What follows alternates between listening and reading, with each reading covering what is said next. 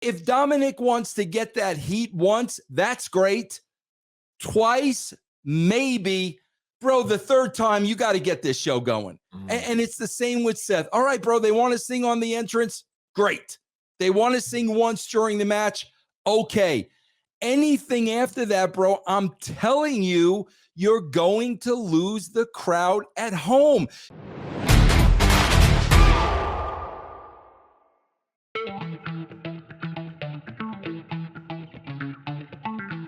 What's going on, everybody? Dr. Chris Featherstone here for yet another episode of Writing with Russo. I'm here with the former WCW World Heavyweight Champion, the man, the bro, the man, bro, the myth, bro, the legend, bro, Vince Russo. How are you, my man? I'm doing all right, Chris. Fantastic, man. Listen. Can we go off script a little bit? Let's do it, man. Absolutely. Because I finally figured something out this week. Okay. And I finally figured out, bro, part of the reason why at times I become so upset with Raw. I finally figured it out. Okay? Bro, as a, as an avid baseball fan, they spent millions and millions and millions of dollars and spent years and years and years researching how to speed up the game. They experimented in the minor leagues first, bro. They saw what worked, what didn't work. This was plotted out, bro, because they knew the games were too long and you could not keep the people's interest. So they understand, a television and a television viewer, we got to cut these games way back. And they've done a great job, bro, because the games are 30 minutes shorter this season. I finally realized it, Chris, because I really did a lot of thinking about it. And we keep talking about this over and over and over. We keep talking about television show versus house show. Watching it on television and being at the arena. We keep talking about this. And bro, it finally started to dawn on me as I'm watching this past week's Raw. And we have the situation with Dominik Mysterio 4 times, bringing the microphone, starting and stopping, starting and stopping. He didn't do it once, where he did it about 4 times. Starting and stopping, walking around the ring 30 seconds, starting, stopping, walking around the ring 30 seconds. Then you add that to Seth and the sing-along 4 or 5 times during the match. Bro, this is television.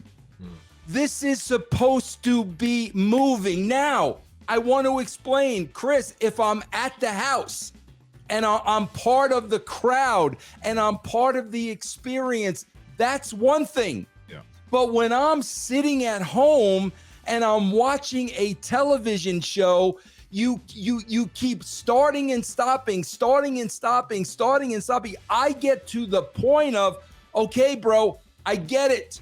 Move on. That is the problem, bro. They're not producing television. Chris, you know what I compare this to? What's that? Bro, remember in sports years ago, remember the wave was very popular. Yep. You know what this is like, bro? This is like a batter gets into the batter's box.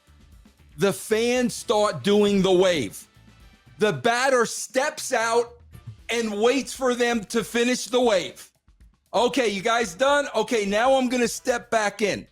He steps back in. He takes a pitch. Before the next pitch, bro, they start the wave again. Okay, I'm going to step out and that's the problem I'm having, bro. I wrote television. I was taught how to write television. I was taught by Bonnie Hammer. I was taught by Ed Ferrara. I was taught by some of the best. This just is not good television, bro. If Dominik wants to get that heat once, that's great. Twice, maybe. Bro, the third time, you got to get this show going. And it's the same with Seth. All right, bro, they want to sing on the entrance? Great. They want to sing once during the match? Okay. Anything after that, bro, I'm telling you, you're going to lose the crowd at home. You can't. These are the downfalls of putting a house show on television, bro. Yeah, I think that's a fantastic point. The wave, the wave doesn't stop the gameplay. Right. It's just a part that just adds to the gameplay, which is already going. So, being a television writer, would you, Kevin Dunn he's the one basically calling the shots on from the truck, right? Yes. So does he have the ability or does he call the charge? Does he run the show? And he doesn't tell talent what to do. Well, I'm talking about as far as like the cameraman. So the cameraman has a piece too? Yeah. Oh yeah. Okay. Yeah. So can the cameraman just kind of tell him to roll it? Like the talent?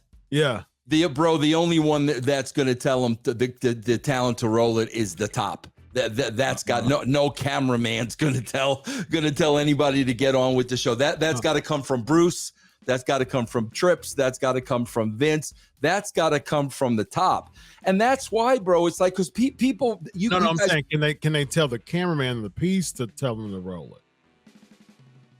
To tell the talent to roll it? Yeah. Like, can someone? Can the cameraman tell the talent to do this? Yeah. Can someone? Yeah. If he wants to be out of a job that night. But what I'm saying is, can someone in Gorilla? Oh, absolutely. Yeah. Oh no, bro. Yeah, absolutely, bro. The referee has an earpiece. Right. So you would say to the referee, bro, tell him to move this, and the referee would go over and whisper something to Dom. Sure. Absolutely, because bro, you guys played the clip, and of course, everybody jumped all over me. Bro, I wasn't burying Dom and Dom's ability. What I was saying is, bro, when you go back to that 4 times as a television viewer, you're losing me. Like that's the God honest truth. Bro, you know how back in the day, bro, a lot of these sitcoms had laugh tracks? It would be like, and a lot of them did it in front of a live audience. Bro, it would be like doing All in the Family in front of a live audience. And when the crowd starts laughing, everybody stops. Yeah.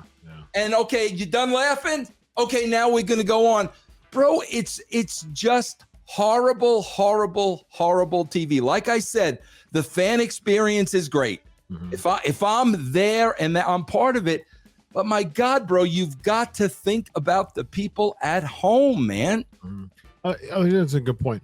So if I were to play contrarian and let me know what you think about this. So if a contrarian or someone who wants to push back on what you're saying is saying, hey, so if someone wants to just kind of step in and not step on the pop, as far as getting cheered before you go in, would your reasoning be, okay, I'll give that a time or two during the promo? But if you keep doing it over and over again, that's when we have some problems. Absolutely. Like I said, bro, if Dom wants to do that twice, that's fine. Sure. But bro, and again, bro, I'm not picking on Dom at all. And he is very young. Mm-hmm. So to Dominik, it's like, oh my God, bro, I'm getting this tremendous heat. I totally get that. I don't know what Seth's excuse is.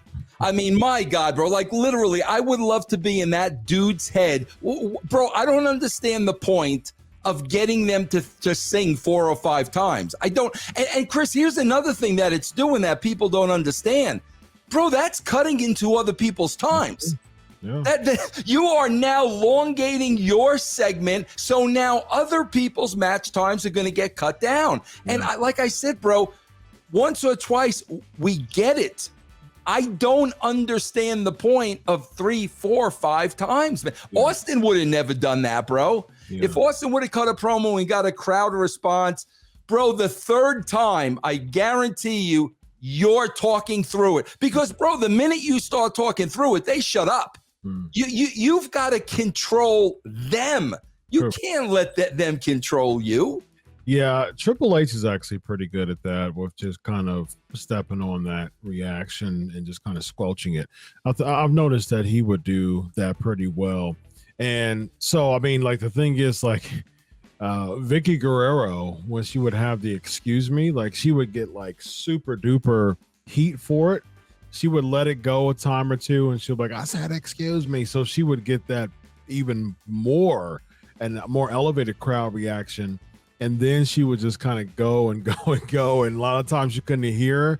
But the fun thing about that is that's even getting her more heat, that she's able to keep talking and talking. Right. And she can't like people can't even hear her because the reaction is so big. And the more she talks through it, the more heat she's getting instead of just allowing. Bro, that's exactly it. Psychology on the other side of that, Chris, is exactly what you're saying. If you're ignoring them, they're probably going to get more hot. Yeah, absolutely. Yeah. but that's why I'm saying, like, I mean, bro, I'm Chris, I'm a television guy, man. When I put on a television show, if I start getting bored, I change the channel. Yeah. That is what's happening with me in these spots, bro. It's like, guys, come on, let's go. Mm-hmm. Especially now, too, my God, Chris, with all these playoffs and everything going on, when they're singing for 10 minutes, you know how many people are going to check what the score is on the game? Then all of a sudden, oh, bro, the game's close. There's 2 minutes left. You lost me, man. Yeah. So essentially, your advice would be for Dominik just to keep talking through that heat. Yeah, no, bro. First time is great. Second time is great, bro. You got to go the third time. You've got to go the third time. That makes sense. I think that's notable, and I think that's good information. I think the fact that you brought that he's young, I think he'll learn and grow into it. Like you said, it's just a big shocker to him that he's getting that much heat. Absolutely, it is. I get it, bro. It's like I totally get it. I'm just trying to tell them, the end result for a TV viewer. Yeah, that makes sense. Yeah, hopefully he'll grow into that. I mean, I don't think he's grown into his heat yet. I agree. Chris, the rule of thumb always is less is more. For sure. Less is more. You always keep them wanting more. Yeah. That is the rule of thumb, bro. Cliffhangers, man. Absolutely.